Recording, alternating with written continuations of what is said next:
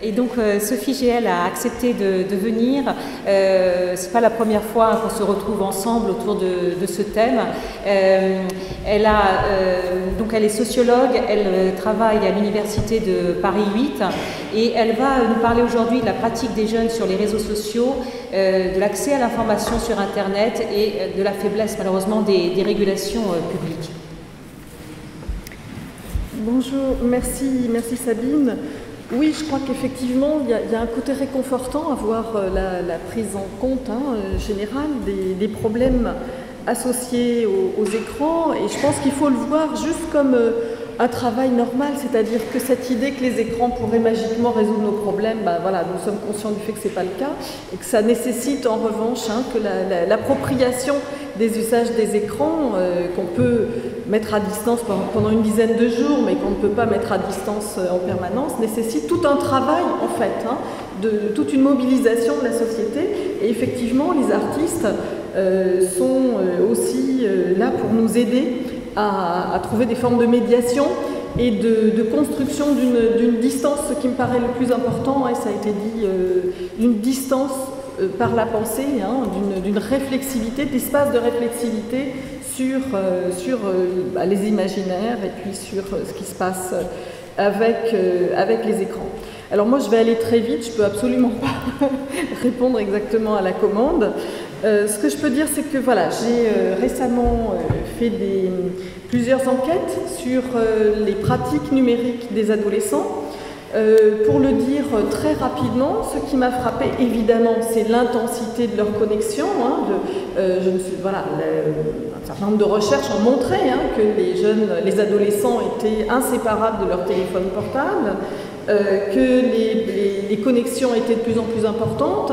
Le dernier chiffre sur la possession d'un smartphone chez les 12-17 ans, c'est 80% avec plus 30 points, donc ça c'est une mesure du CREDOC, une mesure officielle, plus 30 points en 2 ans. Donc la progression de l'Internet dans la poche, c'est quelque chose de très important. J'ai fait notamment, à l'occasion d'un observatoire en Normandie, des entretiens avec des adolescents sur ce qu'ils faisaient sur leurs réseaux sociaux, sur leur compte Facebook, etc. Et je m'attendais, victime moi-même du marketing, des discours médiatiques autour des réseaux sociaux, je m'attendais à ce qu'ils me disent c'est génial, etc. Discours qu'ils peuvent tenir, que j'avais pu entendre quand même chez des préadolescents vers 10-12 ans. Et là, vers 15-16 ans, ce qui m'a frappé, c'était au contraire une immense lassitude vis-à-vis des réseaux sociaux. J'étais un peu surprise d'entendre ça au moment où l'école pensait faire bien, faire moderne, faire jeune, en équipant un maximum les classes de numérique et surtout de tablettes, ce qui est un objet particulièrement impropre à l'éducation aux médias, justement. Donc, c'était pas associé nécessairement à du bonheur, le fait d'être sur un réseau social, de consulter. Alors, les consultations peuvent être extrêmement intensives, c'est-à-dire c'est plus de 50 fois par jour qu'on consulte son compte Facebook. De toute façon, il est ouvert, je veux dire, le téléphone s'ouvre sur le compte, puisque comme m'ont expliqué les adolescents, dans la mesure où c'est mon téléphone, j'ai pas besoin de fermer le compte Facebook, ce qui fait que Facebook peut récupérer toutes les informations aussi, puisque tant que le compte est ouvert, Facebook peut récupérer toutes les informations, toutes les activités, toutes les informations sur les autres activités qui ne concernent pas le compte. Donc c'est pas forcément associé. Voilà, c'est une connexion permanente, la peur de s'en séparer, et en même temps, quand on leur en parle, c'est associé aussi à un ennui. Et ça m'a interrogée d'entendre, mais de façon répétitive et non concertée, des adolescents me dire « Non, mais en fait, ça me saoule, Facebook, voilà, j'y vais, mais vite fait, mais 50 fois par jour. » Enfin, je dis 50 fois, le prenez pas au pied de la lettre, mais c'est, voilà, ça varie évidemment selon les... Mais c'est, bon. Et donc, voilà, je me suis interrogée sur les raisons de cet ennui, à l'opposé du discours de Facebook qui propose comment dire, des espaces de bien-être, de bonheur et de collaboration, de coopération. En fait, ils sont envahis sur leur compte Facebook, ils sont envahis d'informations inutiles. Et plus ils vont, moins ils vont y apporter d'intérêt, moins ils vont prendre le temps de trier les contacts, moins ils vont prendre le temps de comprendre d'où viennent les informations. et plus ils vont se sentir envahis, accablés en fait, par des informations qu'ils n'ont pas envie forcément de regarder. Et voilà, alors si vous voulez, cette contradiction, ben, elle rejoint un petit peu la problématique que proposait Sabine, de dire ben, les industries, moi je suis assez dans cette optique-là, hein, les industries du numérique imposent des normes de pratique qui se traduisent par des injonctions à se connecter en permanence, d'aller voir, vous savez que les portables sonnent quand on a reçu une notification, un message, etc. Donc une injonction à l'hyperconnexion. Et en fait, l'organisation des fils d'actualité, c'est-à-dire ce par quoi aujourd'hui les adolescents s'informent, c'est le fil d'actualité Facebook en premier lieu. Ça ne veut pas dire que ça soit le seul moyen d'information pour eux, hein, mais... Et en fait, ce fil, il est structuré en fonction des objectifs de la plateforme, des messages qu'elle veut faire passer, des informations dont elle pense que, à travers le moteur, hein, aujourd'hui, toutes les plateformes fonctionnent avec des algorithmes. Alors, je ne veux pas faire peur avec un mot méchant, mathématique en plus. Mais bon, les algorithmes, ben, c'est cet outil mathématique qui permet de faire des tris, hein, des classifications, en fonction, dit Facebook, mais Google agit de même de plus en plus, en fonction non pas de ce que vous avez demandé en tant qu'internaute, de ce qui vous intéresse, ou des contacts que vous avez pris, ou des abonnements aux pages Facebook, à d'autres pages Facebook, mais en fonction de ce que le moteur, l'algorithme lui-même va considérer comme vous étant destiné et pouvant vous intéresser. D'où le sentiment qu'ont les adolescents, je l'explique un peu comme ça, hein, de ne pas comprendre en fait comment ça fonctionne, hein, et de se sentir envahi. Et vous avez des sociologues qui travaillent en France sur le fonctionnement des algorithmes, hein, notamment Dominique Cardon, qui constate lui aussi qu'il y a une opacité, hein, du fonctionnement de ces... voilà. Alors, il y a ça. On peut le relier à une problématique qui émerge, hein, depuis 1 ou 2 ans, qui est celle du digital labor, c'est-à-dire du fait que nos circulations sur les plateformes du numérique sont structurées pour récupérer de la valeur. Hein. Les plateformes cherchent à récupérer de la valeur, récupérer des informations, transformer les activités anodines, si vous voulez, en production de valeur. Et donc, en fait, c'est cette orientation, hein, qui est donnée. Et finalement, cet ennui des adolescents, on peut l'interpréter aussi comme une fatigue, en fait, du travail. C'est-à-dire que ce qui se passe, c'est un travail très fragmentaire, qui n'a pas beaucoup de sens, enfin, en tout cas, pas toujours beaucoup de sens pour ceux qui le font, mais c'est un travail au sens où ils participent, nous participons, par les likes, par les recommandations, par les activités sur ces plateformes, à la production de valeur. L'autre élément, et j'ai travaillé, enfin je suis en plein dans une recherche actuellement sur cette question, c'est l'avalanche aussi d'images violentes, de messages racistes, de harcèlement sur les réseaux sociaux.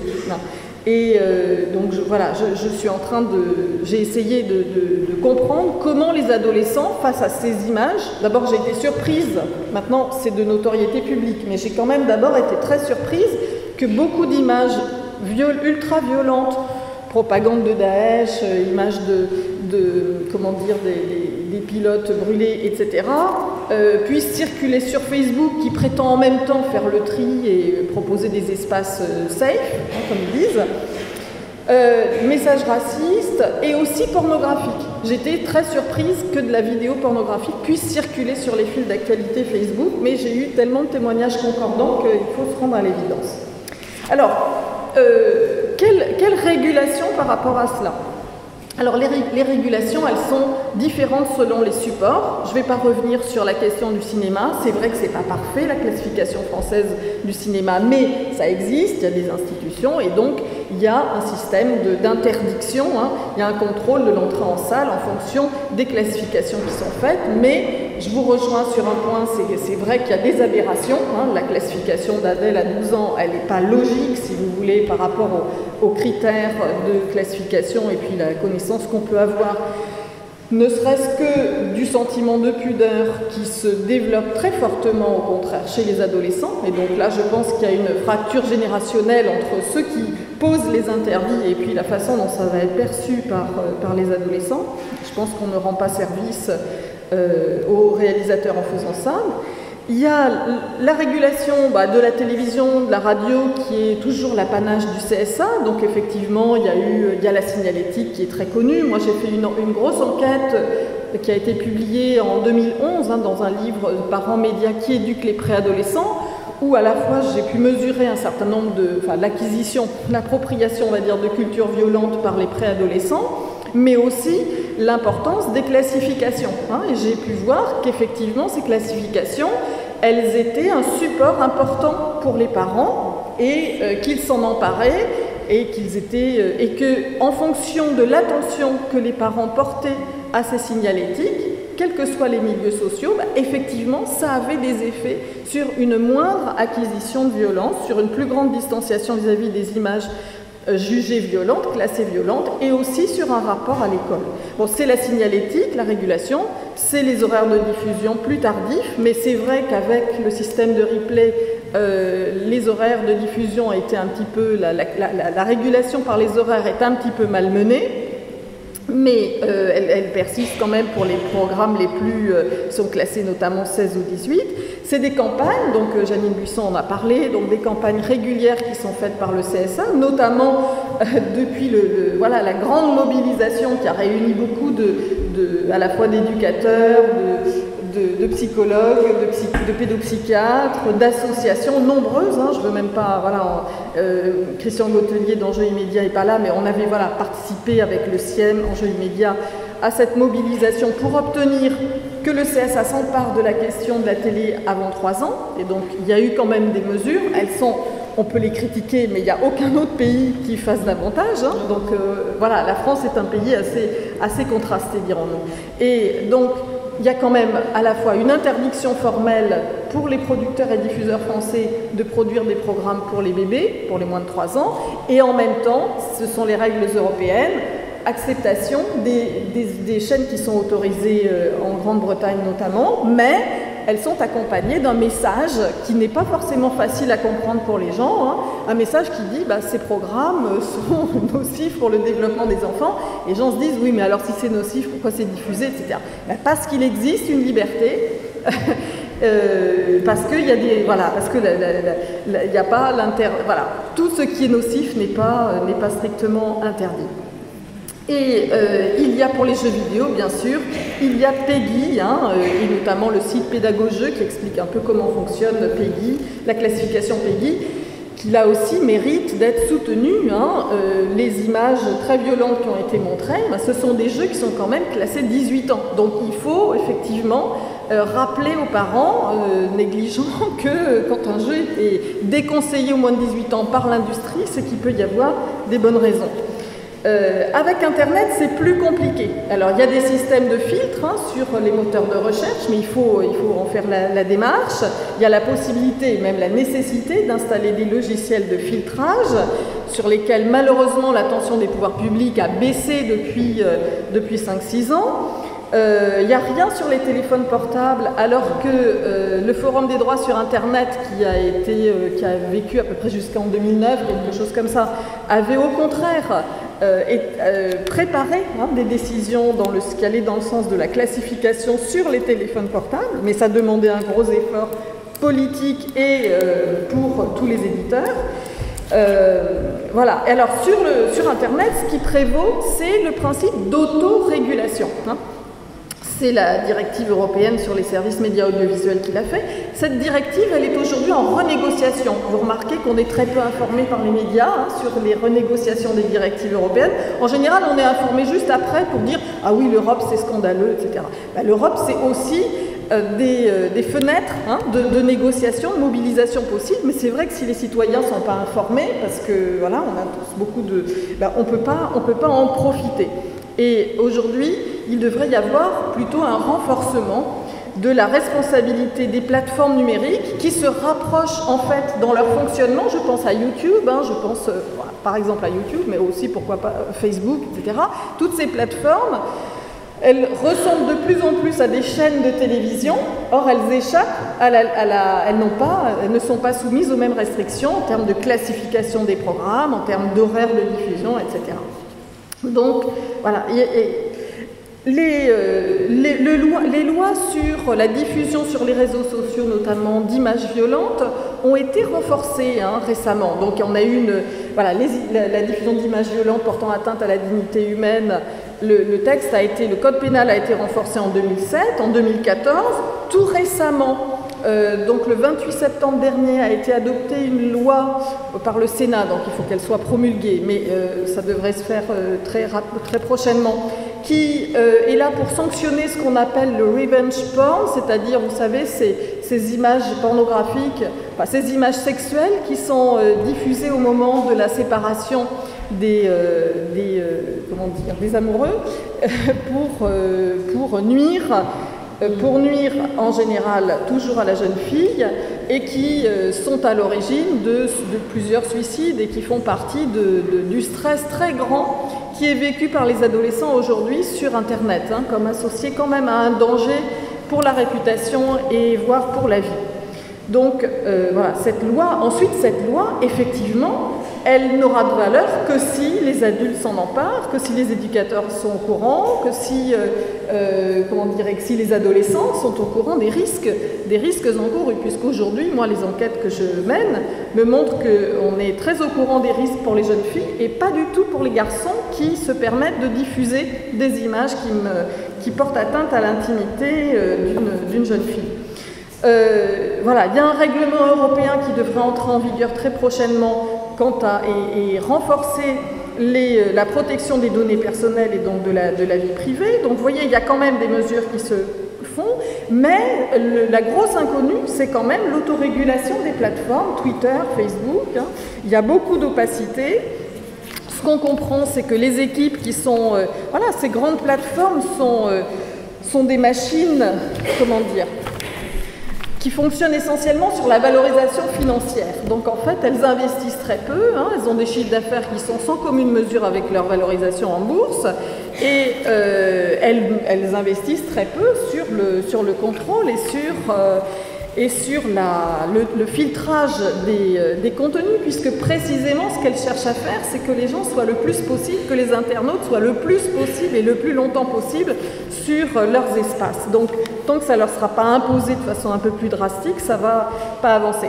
En décembre 2015, donc à la suite des attentats de Paris de novembre, il y a eu une pétition qui demandait à Facebook de supprimer les messages de propagande de Daesh en disant « gentil Facebook », parce qu'à Facebook, il faut toujours parler comme ça, on a 12 ans d'âge mental quand on s'adresse à Facebook. Bon. Donc, gentil Facebook, c'est bien de faire safety check pour dire qu'on est encore en vie, mais ça sera encore mieux si tu pouvais enlever les images de propagande que des adolescents qui n'ont rien demandé reçoivent sur leur compte. Et Monica Bickert, donc la directrice mondiale de la politique de gestion des contenus de Facebook, avait dit on fait ce qu'on peut, en gros, je résume, c'était cité dans Le Monde en décembre 2015, on fait ce qu'on peut, on veut supprimer les messages, les propos haineux, violents, faisant l'apologie de groupes ou d'actes terroristes. Nous sommes d'accord pour les supprimer, oui, mais attention, si Facebook bloquait l'ensemble des contenus choquants, nous empêcherions les médias, les institutions caritatives et d'autres acteurs de témoigner et raconter ce qui se passe dans le monde pour inciter au changement et soutenir les victimes. Donc l'idée, c'est que des images de Daesh, par exemple, pourraient éventuellement servir de contre-propagande. Donc c'est des arguments qui ne sont pas sérieux, mais qui permettent à Facebook de faire le minimum vraiment. En mai 2016, il y a eu un gros testing fait par des associations antiracistes, SOS Racisme, SOS Homophobie, Union des étudiants juifs de France, qui ont fait un testing et qui ont montré que sur des messages qui étaient des messages racistes ou homophobes ou antisémites, quand on les signalait, puisque l'autorégulation, c'est ça, Facebook demande aux internautes, aux utilisateurs de signaler les messages illégaux. Mais que font-ils? Quand je demande aux adolescents, ils me disent ils font rien. Alors ensuite, c'est leur expérience personnelle qui peut... Mais voilà, ce testing a montré que Facebook avait supprimé 1/3 des messages signalés comme illégaux, YouTube 7% et Twitter 4%. Voilà. Donc, qu'est-ce qu'on va faire? Comment est-ce qu'on va renforcer la pression sur ces plateformes qui désorganisent, qui déstructurent aussi les repères? Et voilà. Donc, Twitter, chaque année, dit qu'il supprime des milliers ou des dizaines de milliers de comptes, mais le problème, c'est que le fonctionnement même du buzz sur ces plateformes favorise la démultiplication des sites. En 2014, alors j'espère que c'est plus le cas, mais je n'en sais rien. En 2015, des chercheurs arrivaient à compter 45 à 90 000 comptes Twitter favorables à Daesh. Bon, donc ensuite il y a eu des travaux de purge, mais on sait que ça continue. Et pour l'instant, les plateformes ne sont pas encore, loin de là,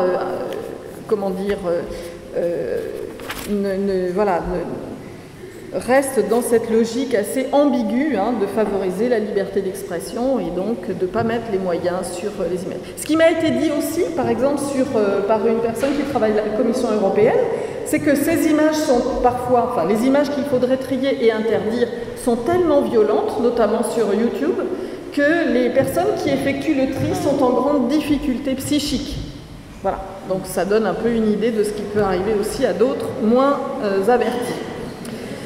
Pour compenser, si je puis dire, en tout cas pour être équitable dans les actions qui sont menées quand même en matière d'autorégulation et d'éducation aux médias, puisque du point de vue de la réglementation européenne, l'éducation aux médias est une forme d'autorégulation, en tout cas elle a été promue en même temps. Je ne vous donnerai pas le détail, mais j'ai été amenée à faire un petit rapport en juillet dernier sur les actions qui ont été menées en France en matière d'éducation aux médias de façon un petit peu importante. Et j'ai pu constater qu'en fait, il y avait énormément de choses qui s'étaient faites depuis 4-5 ans, particulièrement depuis 2 ans sous la pression des événements, mais même de façon un petit peu plus large, ne serait-ce que dans la dynamique de la loi sur la refondation de l'école, dont un des volets, si je puis dire, je force un peu le trait, un des volets c'est le suréquipement des collèges en tablette, donc ça c'est bon, mais l'autre volet c'est quand même d'avoir mis au cœur des missions fondamentales de l'école l'éducation aux médias et à l'information. Et le CLEMI notamment, Canopé au sein de l'éducation nationale, développe avec de nombreux partenaires des plateformes qui proposent des contenus à partir desquels on peut travailler et qui sont assez nombreuses. Et effectivement, quand j'ai envoyé ce mini-rapport à l'Observatoire européen de l'audiovisuel, ils avaient l'air impressionnés par rapport à ce que peuvent faire d'autres pays. Donc il y a des capacités, il y a des capacités de mobilisation, y compris du côté des pouvoirs publics, même si ce n'est pas toujours dans la grande cohérence et même si tout le monde n'est pas toujours informé de toutes les ressources qui sont disponibles. Je m'arrêterai là.